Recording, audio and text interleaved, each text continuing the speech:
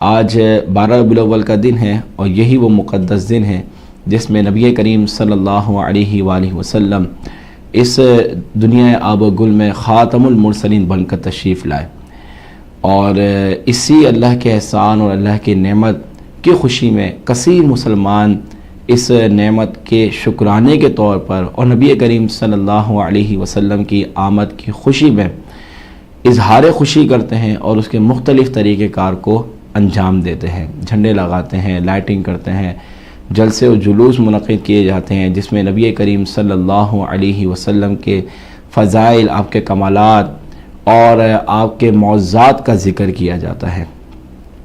لیکن ہمیں یہ بھی بات اس موقع پر ذہن نشین رکھنی چاہیے کہ نبی کریم صلی اللہ علیہ وسلم کے کمالات بھی بیان کریں، آپ کے معجزات بھی بیان کریں، آپ کے فضائل بھی بیان کریں، خوشی کا اظہار شریعت میں رہتے ہوئے کریں، لیکن ہمیں اس بات پہ بھی تھوڑا غور کرنا چاہیے کہ نبی کریم صلی اللہ علیہ وسلم اس دنیا میں تشریف لائے تو آپ کے آنے کے مقاصد کیا تھے، کس مقصد کو لے کر آپ اس دنیا میں تشریف لائے، وہ کیا مقاصد تھے کہ جو آپ اس امت تک پہنچانا چاہتے تھے، لوگوں تک پہنچانا چاہتے تھے، اور اپنی مکمل زندگی میں آپ نے انہی مقاصد کو لے کر، انہی مقاصد کے لیے آپ نے زندگی گزاری، اسی پر آپ نے کام کیا اور اسی کی تعلیم صحابہ کرام علیہ رضوان کو دی۔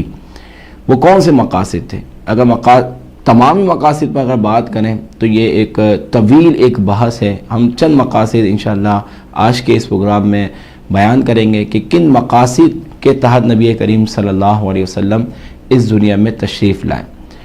تو سب سے پہلے سورہ آل عمران آیت نمبر 164 میں اللہ تبارک و تعالی نے ارشاد فرمایا، لَقَدْ مَنَّ اللَّهُ عَلَى الْمُؤْمِنِينَ إِذْ بَعَثَ فِيهِمْ رَسُولًا مِّنْ أَنفُسِهِمْ کہ تحقیق مومنین پر اللہ کا ایک بڑا احسان ہوا کہ اس نے انہی میں سے ایک رسول مبعوث فرمایا۔ تو یہ مومنین پر احسان ہوا اللہ تبارک و تعالیٰ، اور وہ رسول کیسے ہیں اور ان کے آنے کا مقصد کیا ہے، یہ اللہ نے آگے ارشاد فرمایا، یتلو علیہم آیاتہ ویزکیہم ویعلمہم الکتاب والحکمہ وان کانوا من قبل لفی ضلال مبین۔ اللہ نے فرمایا ایسا رسول ہم نے عطا کیا مومنین کو کہ جو انہیں ہماری آیتیں پڑھ کے سناتے ہیں، ان کا تزکیہ نفس کرتے ہیں، ان کے سامنے قرآن کو بیان کرتے ہیں، کتاب کی انہیں تعلیم دیتے ہیں، حکمت کی انہیں تعلیم دیتے ہیں، وَإِن كَانُوا مِن قَبْلُ لَفِي ضَلَالٍ مُبِينٍ، اور اس سے پہلے یہ ایک کھلی گمراہی میں مبتلا تھے۔ اس آیت مبارکہ میں اگر غور کریں تو اللہ تبارک و تعالی نے دو اوصاف نبی کریم صلی اللہ علیہ وسلم کے بیان فرمائے، اور یہی نبی کریم صلی اللہ علیہ وسلم کی آمد کا ایک بڑا مقصد ہے، اور وہ مقصد کیا ہے، یتلو علیہم آیاتہ ویزکیہم ویعلمہم الکتاب والحکمہ، کہ یہ رسول وہ رسول ہیں کہ جنہیں ہم نے مبعوث کیا تاکہ یہ ہماری آیات لوگوں کو پڑھ پڑھ کے سنائیں اور لوگوں کا تزکیہ نفس کریں، لوگوں کو کتاب کی تعلیم دیں، لوگوں کو حکمت کی تعلیم دیں۔ تو یہاں جو اللہ تبارک تعالیٰ نے ارشاد فرمایا وَيُعَلِّمُهُمُ الْكِتَابَ، کتاب کی تعلیم دیں، کتاب سے مراد یہاں قرآن عظیم ہے۔ تو قرآن عظیم کو سکھانا، قرآن عظیم کے معانی کو، مفاہیم کو سکھانا، یہ ایک نبی کریم صلی اللہ علیہ وسلم کا بڑا مقصد تھا جو آپ نے مکمل زندگی جاری رکھا، اور یہی تعلیم صحابہ کرام علیہ رضوان کو بھی دی۔ اور ہم یہ دیکھتے ہیں کہ نبی کریم صلی اللہ علیہ وسلم مکمل اپنی زندگی میں، مکمل اپنی سیرت میں آپ نے قرآن کی تعلیمات جو ہے وہ لوگوں تک پہنچائی ہے۔ صحابہ کرام آیا کرتے تھے، مسائل کو سیکھا کرتے تھے، کہ صحابہ آپ کی بارگاہ میں رہا کرتے تھے کہ جو اللہ کے احکامات کو سیکھا کرتے تھے، اور پھر وہ آگے جاتے تھے اور لوگوں کو سکھایا کرتے تھے۔ اسی طریقے سے حکمت سے مراد علماء نے بیان کیا، مفسرین نے بیان کیا، یہاں پہ حکمت سے مراد سنت اور احکام شرعیہ ہے۔ تو سنت بھی سکھاتے ہیں، یہ احکام شرعیہ بھی سکھاتے ہیں، اللہ کی آیات بھی پڑھ پڑھ کے سناتے ہیں۔ یہ ایک نبی کا ایک عظیم مقصد تھا۔ اسی طریقے سے وَيُزَكِّيهِمْ، اور ان کا تزکیہ نفس کرتے ہیں۔ تزکیہ نفس سے مراد یہ ہے کہ ان کے نفس کو گناہوں سے بالکل پاک و صاف کرتے ہیں، نفسانی خواہشات سے بالکل پاک و صاف کر دیتے ہیں۔ تو یہ بھی ایک نبی کریم صلی اللہ علیہ وسلم کی آمد کا ایک مقصد تھا۔